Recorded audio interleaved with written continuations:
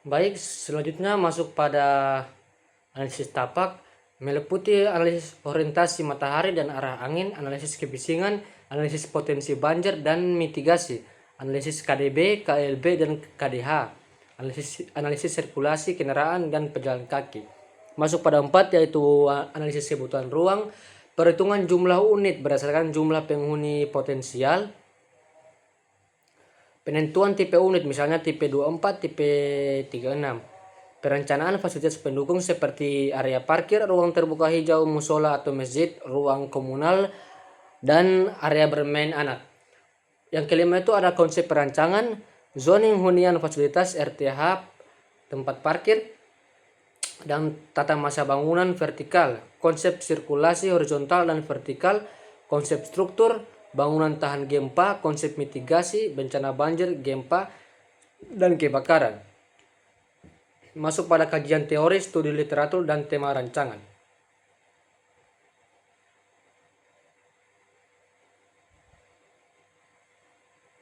Kawasan Queen Monroe merupakan salah satu contoh permukiman informal yang dihuni oleh sekitar 93 keluarga selama lebih dari 30 tahun. Lokasi kawasan ini berada di pusat kota yang memiliki nilai lahan cukup tinggi dan memiliki akses yang baik terhadap berbagai fasilitas perkotaan seperti tempat kerja, transportasi, pendidikan, dan layanan publik.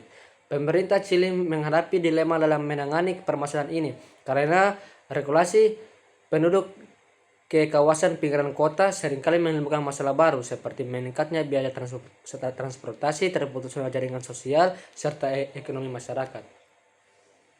Di sini ada gambar denah dan potongan.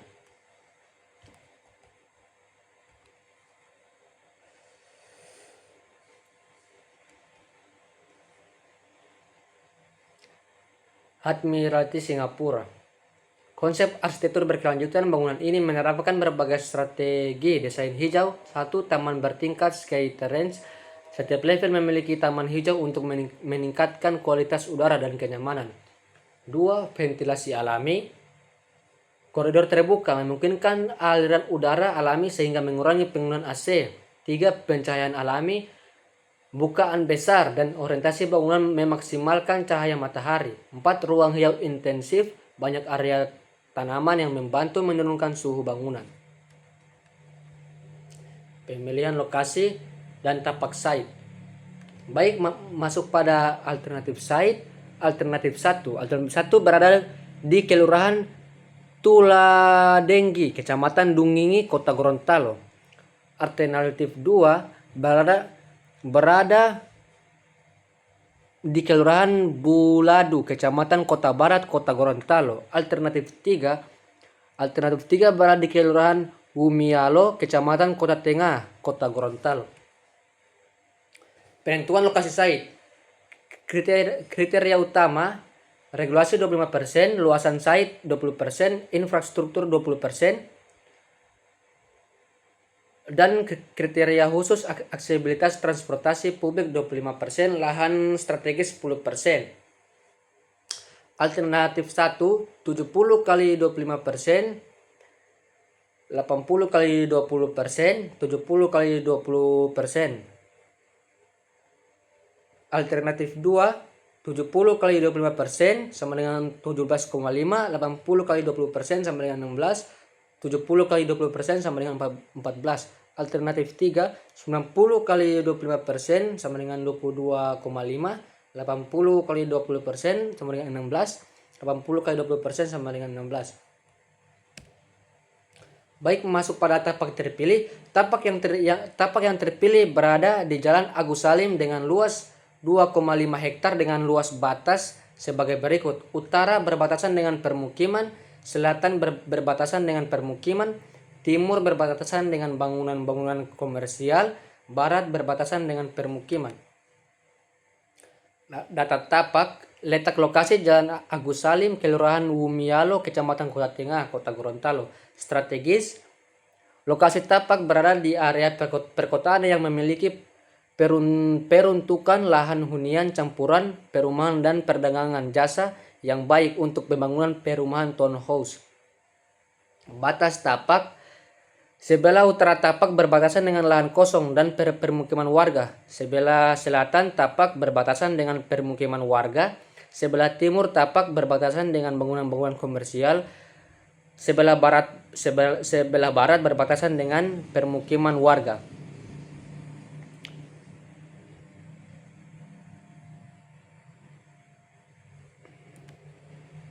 Baik, lanjut pada data tapak klimatologi. Orientasi matahari.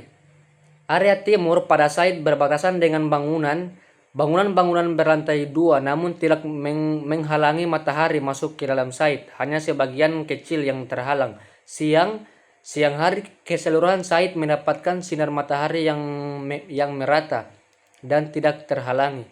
Untuk saat sore hari sinar matahari menyebabkan silau dari arah barat. Semuanya area site terpapar cahaya matahari, hanya ada permukiman di sebelah barat yang tidak menghalangi sinar matahari.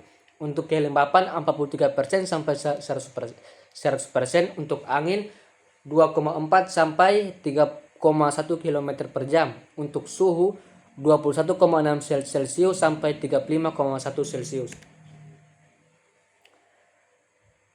Berikut data tapak masuk pada vegetasi.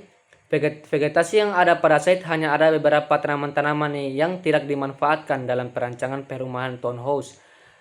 Itu ada pohon kelapa dan pohon aren, rumput, tanaman eceng, gondok, dan semak-semak. Data tapak, data sosial dan ekonomi. Data penduduk. Jumlah penduduk kelurahan Humialo adalah 5.674 orang. Data pekerjaan. Penduduk kelurahan Humialo memiliki banyak jenis pekerjaan. Perumahan susun umumnya diperuntukkan bagi keluarga kelas menengah hingga menengah atas dengan pekerjaan yang memiliki pendapatan tetap dan stabil. Masuk pada kegiatan bersama warga. Tidak banyak kegiatan bersama yang sering dilakukan, hanya berupa gotong royong setiap hari Jumat dan kegiatan-kegiatan keagamaan. Perhitungan jumlah unit townhouse yang dapat dibangun. Asumsi kapasitas 1 unit dusun 1 keluarga 4 orang. Jumlah penduduk kelurahan Humialo 5.674 orang. Rasio kebutuhan hunian. Jumlah penghuni rata-rata anggota keluarga 5.674 bagi 4 sama dengan 1.418 unit hunian. Namun tidak semua penduduk akan memilih tinggal di rumah susun, sehingga dia diasumsikan hanya 20% dari total kebutuhan hunian yang menjadi target penghuni rumah susun. Itu 1.420% sama dengan 283,6 unit. Dibulatkan menjadi 280 unit di rumah susun. Berikut ini adalah analisis perhitungan, jenis aktivitas, ruang, jumlah, luas, kapasitas, dan lain-lain sumber. Tabel besaran ruang. 1. Analisis proporsi lahan. Zona hunian dan penunjang 55% mencakup rumah tinggal dan fasilitas pendukung. Berikutnya juga ada zona ruang terbuka hijau, zona jalan dan sirkulasi 20%. 2. Yaitu analisis kebutuhan hunian. Setelah menentukan zona pembangunan rumah susun, dilakukan perhitungan kebutuhan hunian berdasarkan tipe unit hunian, tipe studio, tipe keluarga besar. 3. Analisis kebutuhan fasilitas penunjang. Fasilitas penunjang pada kawasan perumahan susun dihitung berdasarkan jumlah penghuni dan standar perencanaan permukiman vertikal. Fasilitas ini bertujuan untuk menunjang aktivitas sosial, keamanan, dan kenyamanan penghuni. 4. Analisis kebutuhan ruang terbuka hijau (RTH). Sesuai regulasi 20% dari total lahan dia lokasikan untuk RTH sehingga diperoleh 20%. 5. Analisis kebutuhan jalan dan sirkulasi. Luas jalan ditentukan berdasarkan standar lebar jalan untuk permukiman. Jalan utama 6 meter, jalan sekunder 4 meter. Total luas jalan 10% kali 24.135 meter persegi sama dengan 2.458 meter. Kesimpulan, analisis ini didasarkan pada proporsi lahan yang ideal sesuai regulasi SNI dan standar perencanaan permukiman vertikal. Perhitungan kebutuhan hunian, fasilitas penunjang, serta ruang terbuka hijau dilakukan berdasarkan jumlah penghuni dan standar kebutuhan ruang.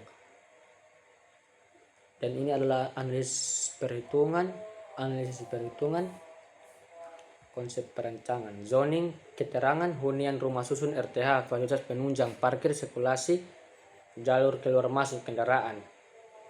Ada biru, hijau, merah, putih, dan hitam. Konsep tata masa. Keterangan menggunakan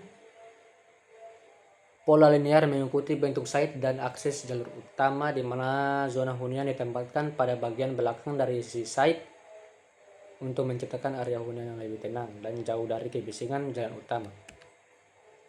Untuk presentasi dari saya, lebih dan kurangnya saya mohon maaf. Wassalamualaikum warahmatullahi wabarakatuh.